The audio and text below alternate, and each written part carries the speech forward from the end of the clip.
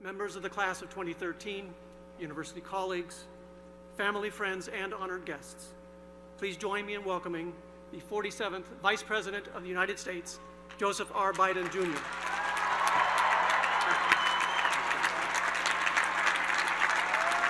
Thank you. Thank you, Provost Price. Thank you very much. It's an honor to be with you today. Thank you all. Please be seated. Madam President, the last time I was in Franklin Field, I was watching my oldest son before a crowd of hundreds play lightweight football against Harvard, and I believe won. And as I was saying to my co-honorees today, this is a much cheaper way to get a degree, isn't it?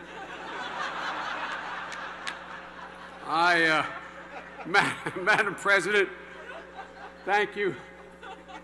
Thank you for the honor. I don't know whether I have the dubious distinction of not having well, let me put it this way. There'll be no U-Haul truck behind my casket. When I did my financial disclosure as Vice President the first time, the Washington Post said, quote, "It's probable no man has entered the office of Vice President, assumed the office of Vice President with fewer assets than Joe Biden." I hope they were talking financial assets. And then there was all this discussion about why I had no money. I'll tell you why I had no money. 4 years of Penn, 3 years at Syracuse, 4 years at Georgetown, 3 years at Yale, 2 years at Tulane, 2 years at Penn, and now a granddaughter at Penn. I was asked why I wore a Penn tie. My answer is I earned it.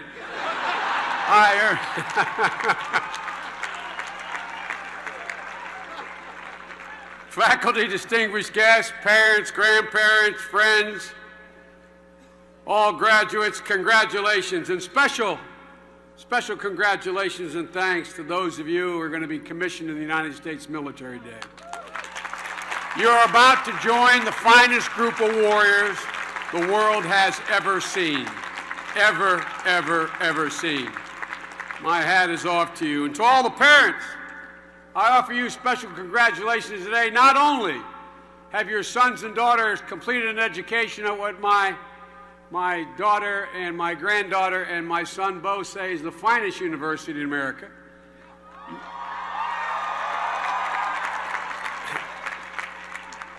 I'm not sure how my son who went to Yale feels about that, but I happen to agree with my other sons. Ladies and gentlemen, parents, you're also about to get a pay raise, unless your child is going on to graduate school. As I indicated, 2 of my children have graduated from this great university. My granddaughter, who's here with me today, just finished her first year and survived pledging at Penn. So your pride is justified, not only because it took an awful lot of hard work for all of you to get to this day. I promise you, all of you graduates, it's worth it. I read the headline today on the way up in the Associated Press that said, "Biden to offer advice to Penn graduates." I have gained too much wisdom to offer any advice. I've been around too long to know that's not useful, but I would like to make a couple of observations. No graduating class gets to choose the world into which they graduate. Every graduating class faces unique challenges. Every class enters a history that up to this point has been written for you. But few enter at a point where they genuinely have a chance to write a new chapter, to bend history just a little bit. I would suggest your class has that chance. And I acknowledge it creates anxiety. Probably more, and I mean this seriously, among your parents than you. I understand, because my generation faced the same kind of questions and uncertainty. All you have to do is look at the headlines when I graduated in 1968 and now. And today, you see headlines in the Washington Post, January 2nd, 2013, saying, "The world is baffled by the fiscal cliff. Seize it as a sign of America's decline." The July after I graduated in 68, the same publication declared, "Pollsters report decline in U.S. standing abroad." When you see the headlines from the Wall Street Journal of November this past year about, quote, "widespread fiscal and economic uncertainty," I remember the headline in April of 1968, the same publication that said, "U.S. in worst fiscal crisis since 1931. My generation heard the same voices of doom and despair that your generation hears today. American decline. America's lost its way. Whither America? What those voices do not and did not understand is that in both instances, yours and mine, we graduated into a world that had changed. In the world of William Butler Yeats, writing about his Ireland in a poem called Easter Sunday, 1916, he said, "All's changed, changed utterly. A terrible beauty has been born." Old answers, the policies of the previous generation that had served my generation so well, had little applicability to the world into which I was graduating. On the eve of my graduation, Dr. King had been assassinated. The Vietnam War was raging. In the shadow of my convention, Robert Kennedy was assassinated. Our political system was in chaos. But as we strode across that stage to receive our diplomas, to a person, we were absolutely confident that the naysayers were wrong and that there were significant possibilities available to us. We entered the war in Vietnam. We entered the nuclear stalemate. The Soviet Union secured civil rights, fundamentally altered women's rights for the better, began an environmental movement that's far from finished, ushered in an information age that shrunk the world beyond recognition, and in the process laid the foundation for a period of technological innovation that generated the world's strongest economy in the 70s, 80s, and the 90s. And today, you're all graduating into another world that has changed equally as profoundly. Different dangers and different possibilities. Climate change left unattended by people with whom I work, and I marvel at whether they got an education. No, I'm serious. To deny climate change today, as my brother Jim would say, go figure. International terrorism, stateless actors, pandemic disease, a political movement that can be organized from your cell phone. Twitter can literally unleash a revolution, and groundbreaking journalism can be transmitted around the world from your kitchen table.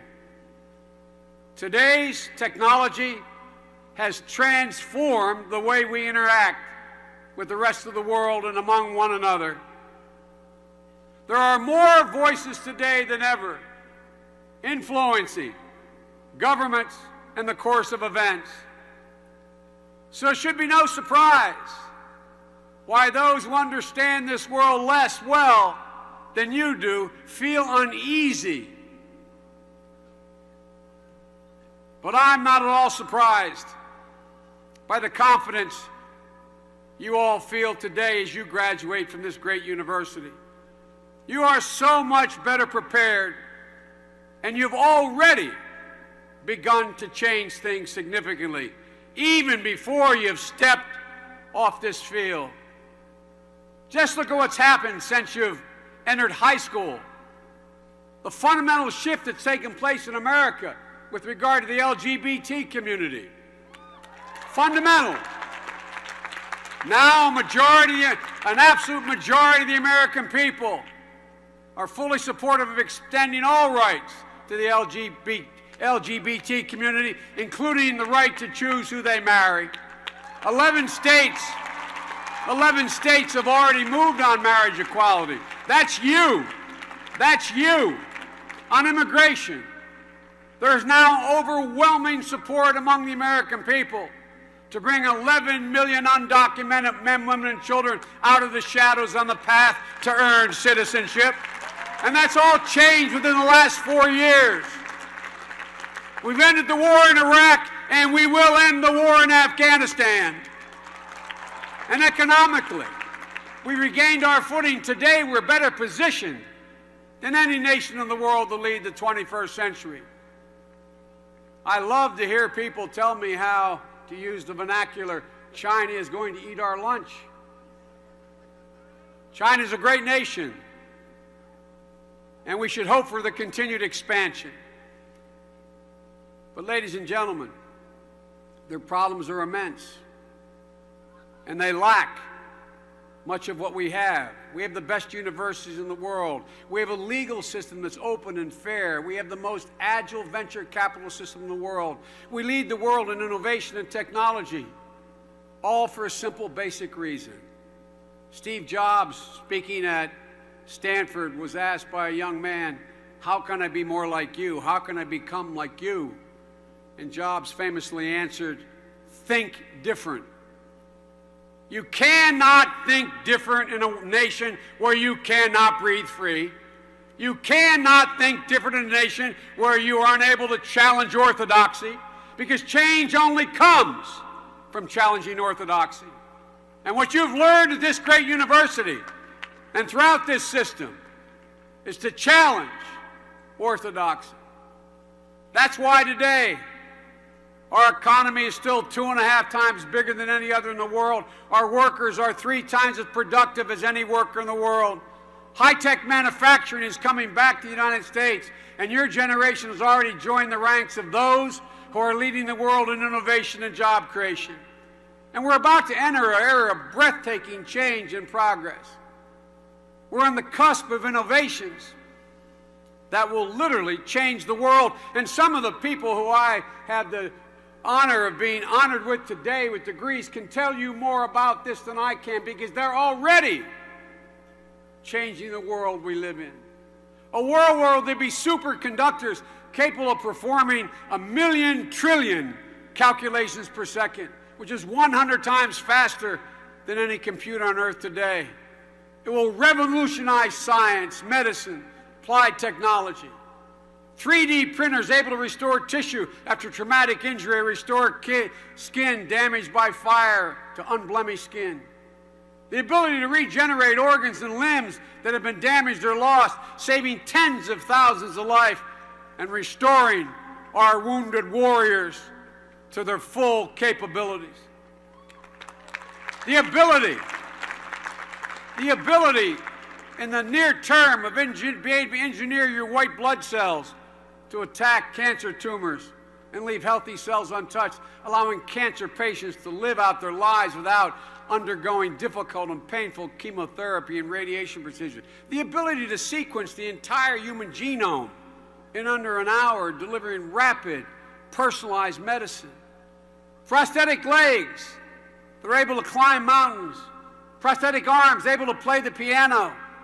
I've watched just in the last 4 years, visiting well over 1,500 amputees, the radical change that is taking place, restoring them full capacity, and it's only now just beginning. An era when utilities will make as much money saving a kilowatt hour as generating a kilowatt hour. Electric vehicles traveling 300 miles and filling up on electrons cheaper than gasoline. Strong, lightweight materials now used by NASA, cheap enough to use in cars, trucks, and wind machines. Solar energy as cheap as coal and natural gas generation before the end of this decade. Microbes and nanotechnology lowering the cost and time required to clean waste by 50%. Real-time speech translation allowing you to talk with anyone in any language at any time. High-fidelity holographic video conferencing, dramatically reducing the need for air travel.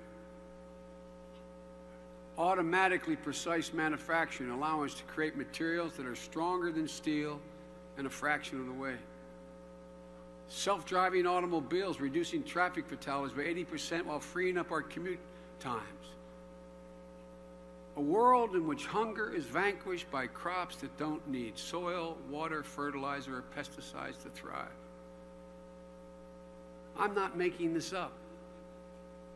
The Office of Science Technology, the President's group, every president's a group of brilliant scientists, part of which are headed by your president, who come and advise us on those things that are just on the cusp.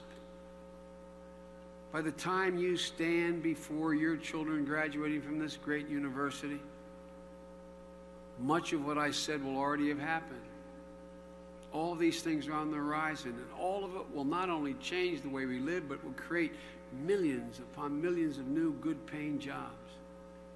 And you're a part of it. In fact, you're going to build it. You will take advantage of it.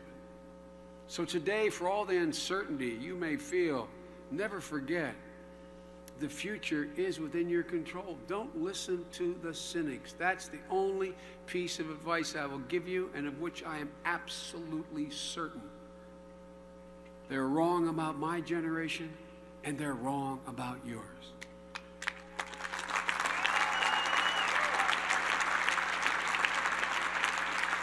Graduates,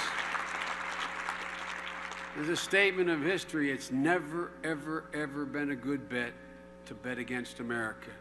And it's a very bad bet to bet against your generation. You're the most competent, capable, caring generation this country has ever produced. And I'm confident you'll write a new and better chapter of American history. So have faith. Have faith. Do what you feel in your heart. The possibilities are unlimited.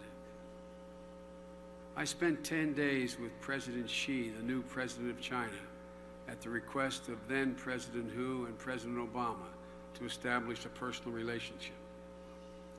Tip O'Neill made famous the expression, all politics is local. Far be it from me to improve upon my friend Tip O'Neill, but I think all politics is personal, including international politics. Ladies and gentlemen, I looked and listened to the questions he had to ask and the interest he had. And the president asked me, what did I think after 10 days, 5 in China and 5 here? And I said, he's a strong, bright man, but he has the look of a man who's about to take on a job he's not at all sure is going to end well. And I mean that seriously. We are so well positioned. We are so well positioned to lead the world in the 21st century that we have to take advantage of it. And you, this is not hyperbole, you, all those receiving your graduate and undergraduate degrees today, are the people who are going to make it possible. So I say to you, congratulations and very good luck, class of 2013. Show us what you can do, because you will be able to do more and live through a period of change more rapid and exhilarating and exciting than any generation in the history of the world. I'm just happy I'm going to be along for part of the ride. God bless you all, and may God protect our troops.